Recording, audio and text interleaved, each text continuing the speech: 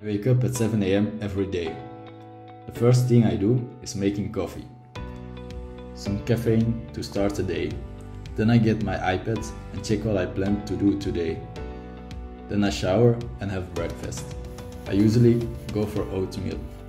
It contains a lot of vitamins and releases energy slowly, making sure you aren't suddenly overcome or distracted by hunger.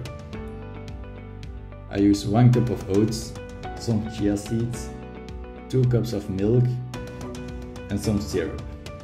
Then I go to my desk. This is my setup. I use my iPad for Spotify, my calendar, watching YouTube videos and checking my mail. I use a MacBook 16-inch because I can't stand a small screen with a 13-inch, and 1 extra monitor, which I would highly recommend if you don't have one yet, because it makes multitasking so much easier. When studying, I prefer to print out all my courses so I can physically highlight important parts and add notes. I find it easier to read from paper than from my screen. I use my laptop only for projects and exercises. I study in blocks of around 4 hours, 3 times a day. I always leave my phone, iPad and laptop downstairs so I have no distractions. Luckily, I study on paper only, so that's no problem.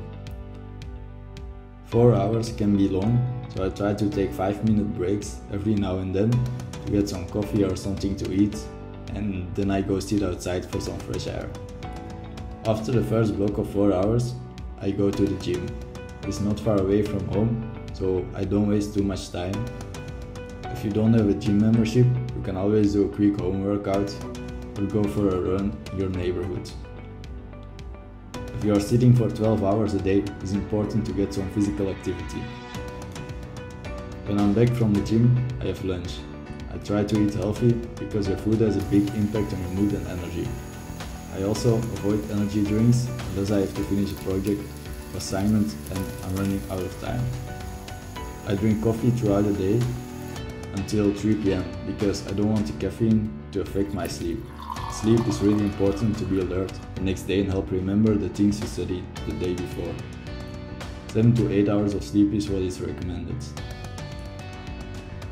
After lunch, I have my second block of studying. Then it's time for dinner. And after dinner, I try to do something less intensive, like working on the design of a project in Revit, for example. Some software like Revit doesn't have a Mac version, so I use Parallels to use Windows on Mac. It's the only downside of using a Mac for architecture.